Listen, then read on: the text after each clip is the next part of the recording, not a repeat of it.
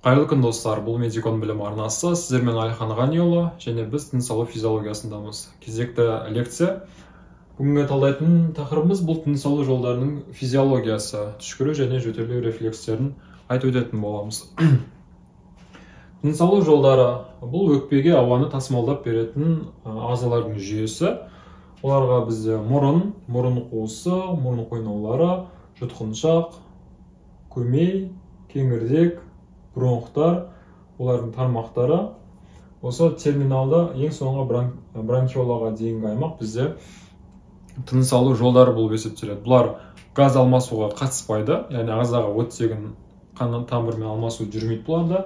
Бұлар тек қана өкпенің жаңағы альвеолаларына ауаны жеткізіп береді, және ондағы пайдаланылған ауаны қайтадан шығаруға қызмет атқарады. Осыны біз тыныс алу жолдары деп атаймыз. Бұлардың тыныс алу кезінде қандай маңызы бар деген сұрақтарға бүгін жауап береміз. Алдымен мұрын қуысынан бастайық.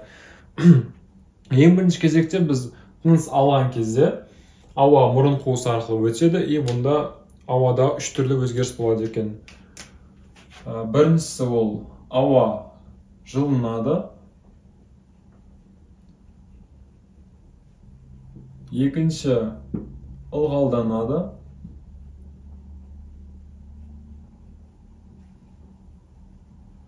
Үшінші фильтрацияланады, яғни тазарады.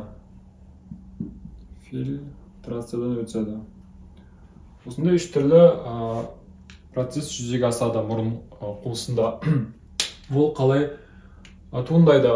Мұрынның шырышты қабығында қан тамырлар торы өте жақсы дамыған. Кеселбақ зонасы деген бар. Сонда қан тамыр өте қатты шоғырланған. Қан тамыр білесіздер, ол жерде жылы қан ағады ағзада. Температура мысалы қанша? Орташа есеппен бізде 36-6 градус температура ағзада тұрақты, ол үнемі тұрақты сақталады. Сол ауа қан айналым жүріп жатыр.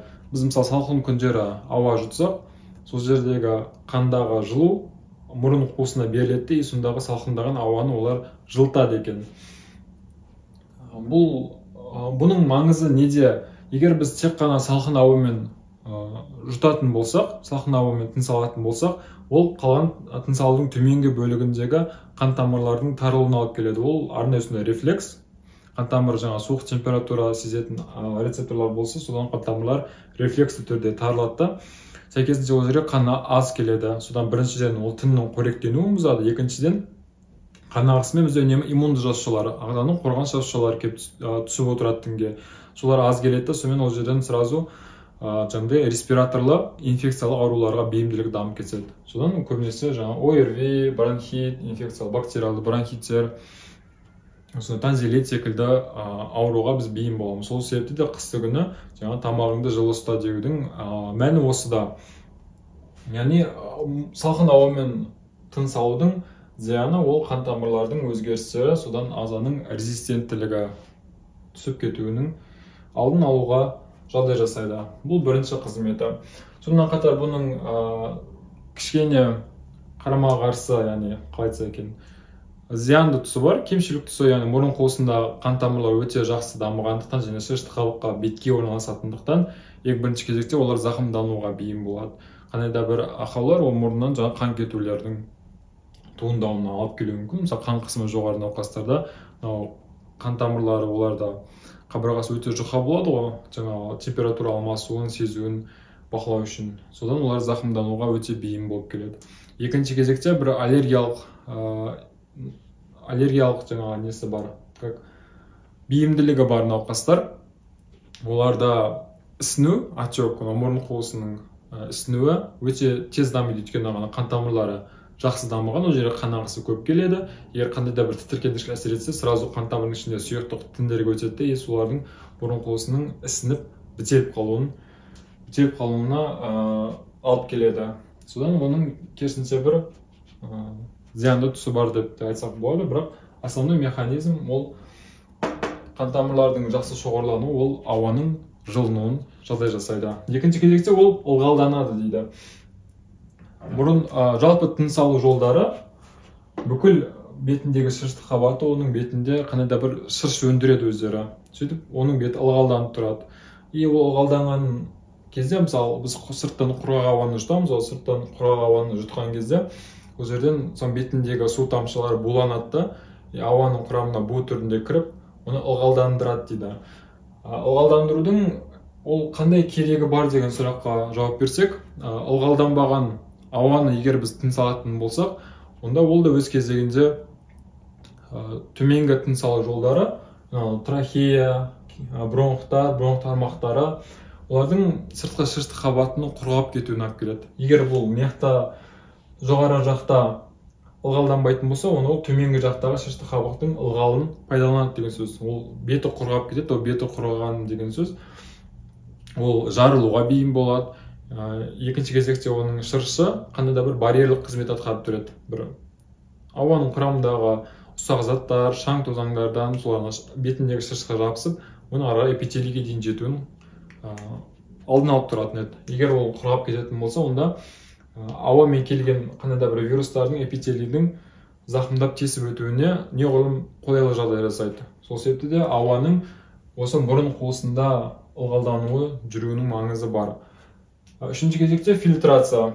Фильтрация бұл ең үлкен шаң тозаңдар болса, онда ол мұрын қуысында арнайы түктер бар, өсінділер, солармен ұсталып қалады. Ал егер одан да өтіп кететін болса, мысалы өте ұсақ құрылымда шаң тозаңдар, онда олар баратын тыныс алу жолдарында жаңа біз айтып өткен тыныс алу жолының кеңістігі болсын.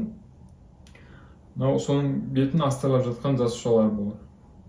Осы жасушалар негізінен бұлар бетінде бүрлері болады.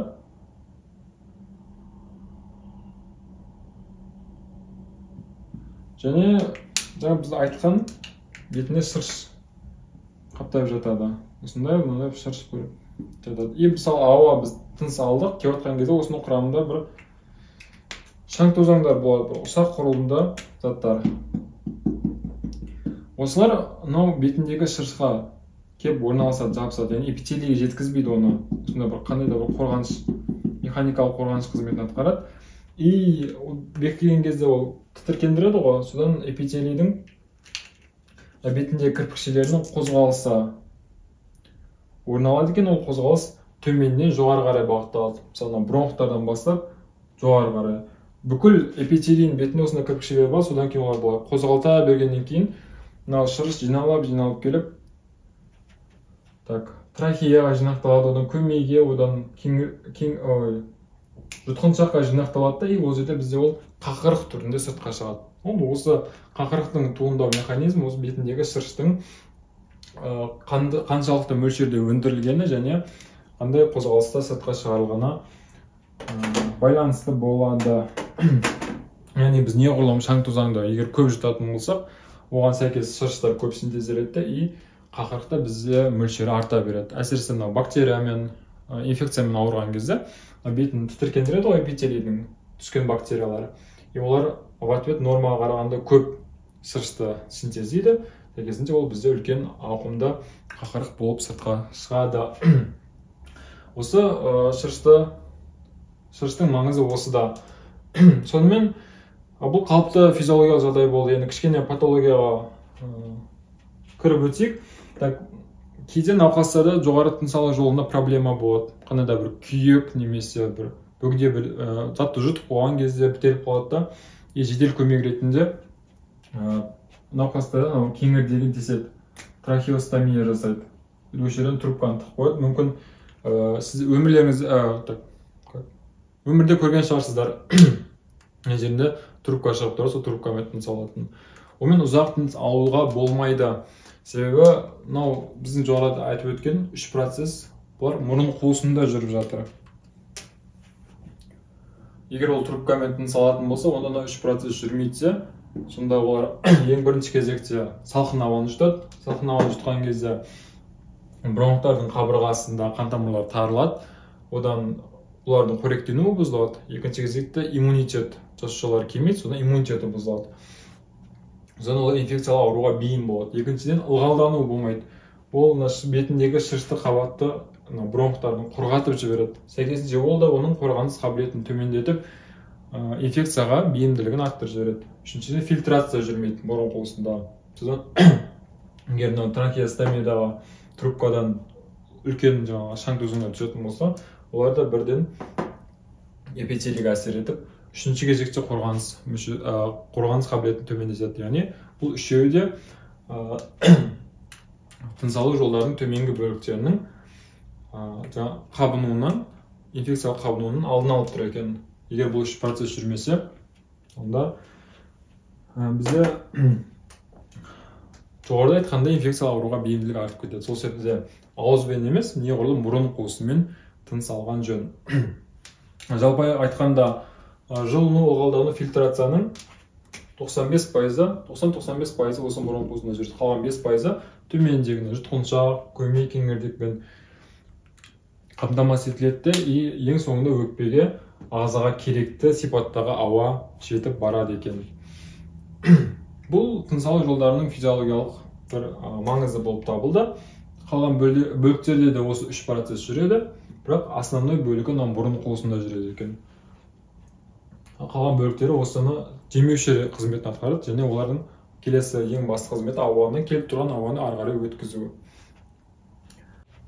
Енді түшкіру және жөтелу рефлекстеріне тоқталатын болсақ, бұл екі рефлекс тыныс алу жолдарының қорғанышты рефлексы болып табылады.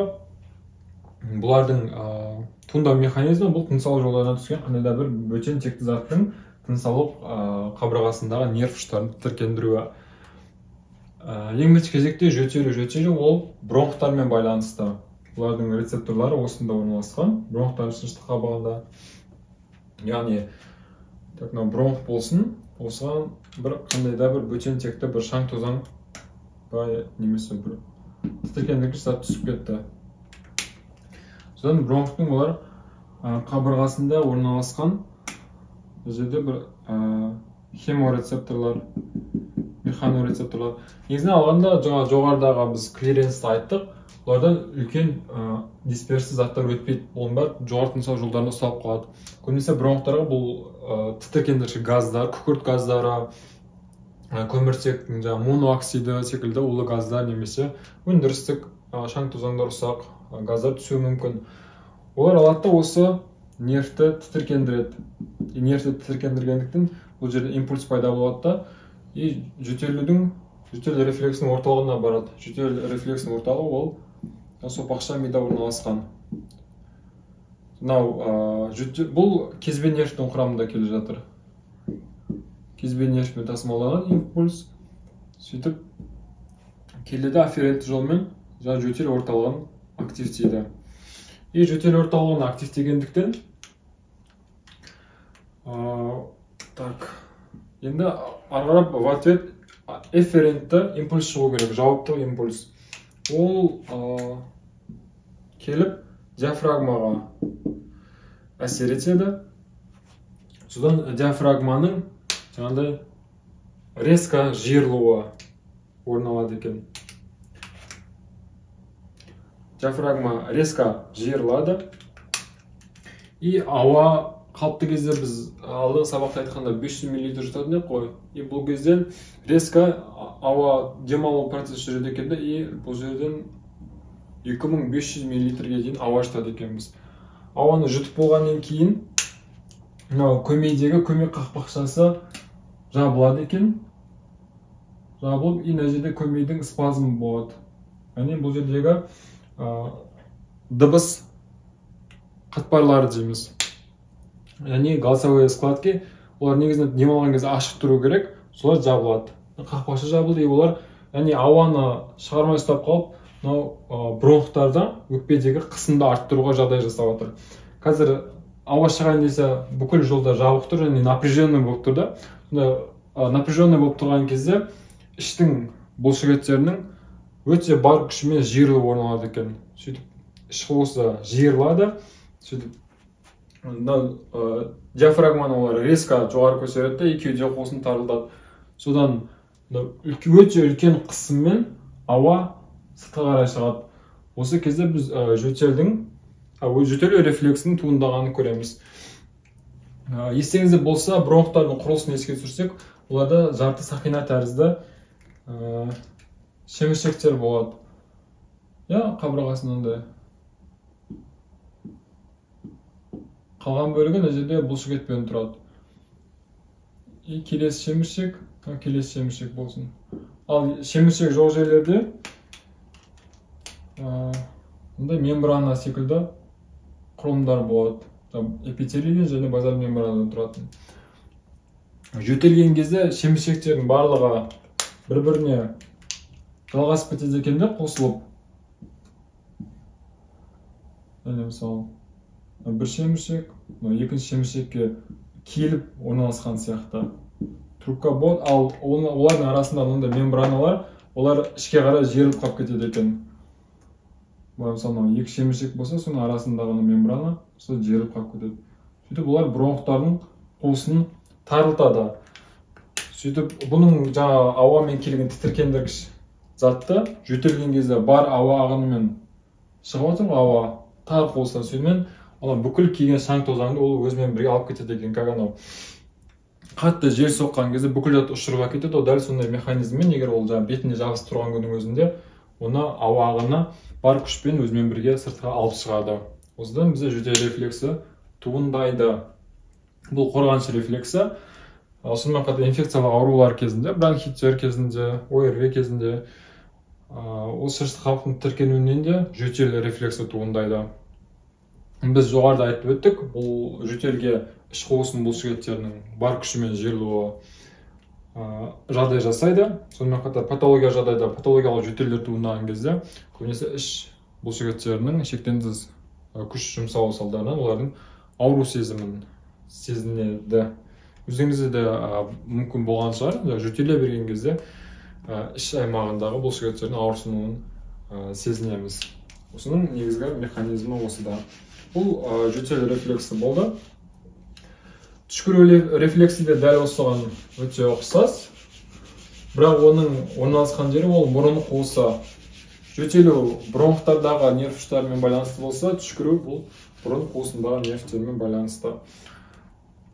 Және мұрынға қандай да бір тітіркендіріш келіп, осындағы хеморецепторлар тітіркендіктен бұл жердегі түшкірудің де рефлексі орталық сопақша мида орналасқан, бірақ оны әкелетін нерв ол 5-ші нерв, яғни үшкіл нервтің құрамында афферентті импульс келеді, түшкірудің орталығын активтейді, оған в ответ ол мына жерде жұмсақ таңдай және тілшік бар ғой, сол тілшіктің активтейді. И олар жиырылып төмен қарай бағыттайды, ауаның неғұрлым мұрын қуысымен өтуіне жағдай жасайды. Мысалы, бізде қазір келіп тұрған ауа ауыз қуысына да, мұрын қуысына да өте алады. Ал бұл жерде түшкірген кезде ауыз қуысының шыға беріс жағын жауып қалады екенде, и ауаның чисто мұрын қуысымен және бар ауа ағынымен шығуын қамтамасыз етеді екен. Сол себепті біз түшкірген кезде бүкіл ауа мұрын қуысымен өтіп, сол жердегі тітіркеніп тұрған затты сыртқа алып шығып кетеді. Бұл түшкіру рефлексі. Осындай ағзаның екі қорғаныш рефлексі бар. Мысалы жолдармен байланысты. Сонымен негізгі моменттерге тоқталып өттік деген ойдамын. Осымен бүгінгі сабағымызды аяқтаймыз. Егер түсінбеген моменттеріңіз немесе басқа сұрақтарыңыз болса, комментарий бөліміне жазып қалдырсаңыздар болады. Келесі сабақтарда кездескенше аман сау болыңыздар.